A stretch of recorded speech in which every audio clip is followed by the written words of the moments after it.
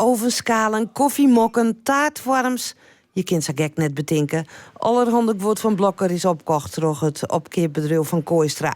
Het wordt 14 C-containers in de haven van Rotterdam. Maar dat kost het een soort yield.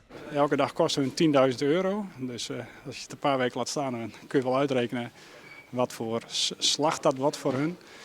Dus wij zijn nu, we hebben de deal gemaakt met de voorwaarde dat we het heel snel af moeten halen. En we hebben altijd gezegd van dat gaan we doen, dat komt wel goed. En nu moeten we het waarmaken en we gaan het waarmaken. Het gaat om het dat al besteld wie voordat Blokker op 3 november failliet verklaren waar. De bedoeling is dat Kooistra het wordt via de webshop verkeert, maar ik bedrijven uit binnen- en buitenland hebben interesse toont. Ik denk dat we beginnen met de gezettelde bedrijven hier in Nederland. Dat is alle grote namen die je in de winkelstraten ziet, waarvan je kan denken, oh, dat past daar ook wel bij. Niet bij de CNA natuurlijk, maar alle de discountachtige concerns die willen dit allemaal wel hebben.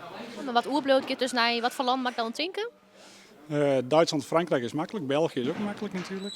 Maar wij deden altijd al heel veel handel naar Oost-Europa. Polen, Roemenië, Estland, Letland, Litouwen, de voormalige Joegoslavië, die staten. Daar gaat al heel veel spul heen.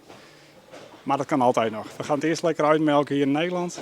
En dan wat overblijft kan altijd naar die kant op. Opkeeper Kooistra met de containers voor de Ortenij of via het haven naar Ljouwert. De eerste containers binnen der in Tuskenaloon kwamen. Een pad van het gwot is op dit stuit nog op zee.